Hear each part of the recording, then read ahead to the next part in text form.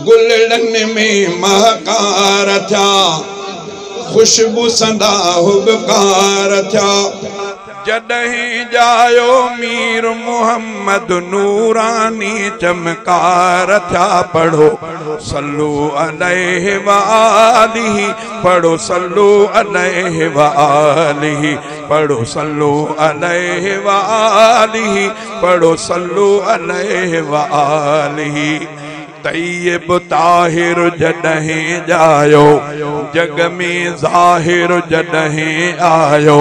कुफर जूं दायूं पो ख़त्म थियूं, ज़ुल्म जूं ॾाढायूं पो ख़त्म थियूं। बुत भॼी भोरा थिया, मालिक जा थोरा थिया।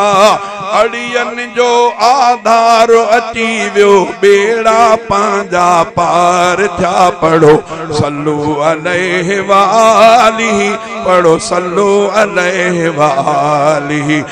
गुलड़न में महकार थिया, खुशबू संदा हुबकार थिया। जॾहिं जायो मीर मोहम्मद नूरानी चमकार थिया। पढ़ो सल्लू अलैहि वालिही, पढ़ो सल्लू अलैहि वालिही। जी जल आमिना हो फरमायो, अरबी जॾहिं मुझे पेट में आयो। पत्थरन ते हलां त नरम लगन पिया, ककर मथा मुझे छांव करन पिया।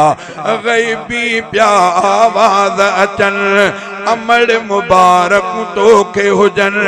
सूर लही व्या सैयद आए, भाग भला निर्वार थिया। पढ़ो सल्लू अलैहि वालिही, पढ़ो सल्लू अलैहि वालिही।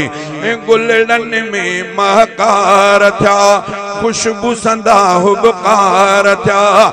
जॾहिं जायो मीर मोहम्मद नूरानी चमकार थिया। पढ़ो सल्लू अलैहि वालिही, पढ़ो सल्लू अलैहि वालिही।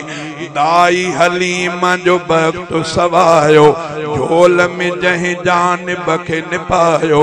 दायूं मके में ॿियूं भी आयूं, अमड़ हलीमा वई कुर्ब कमायूं। हुई जा सफ़र लए स्वारी अदा, डुबिरी हुई बेहद सफ़ा।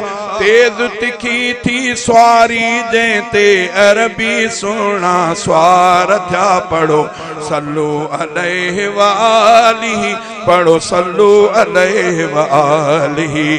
पाक नबीअ जो आहियां सनागर, नात लिखी थो सॾिजां शाइर।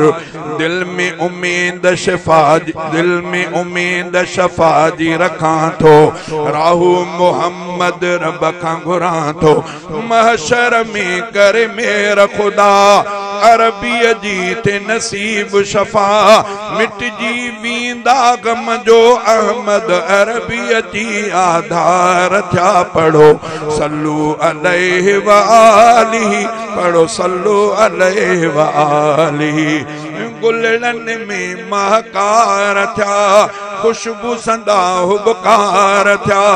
जॾहिं जायो मीर मोहम्मद नूरानी चमकार थिया। पढ़ो सल्लू अलैहि वालिही, पढ़ो सल्लू अलैहि वालिही।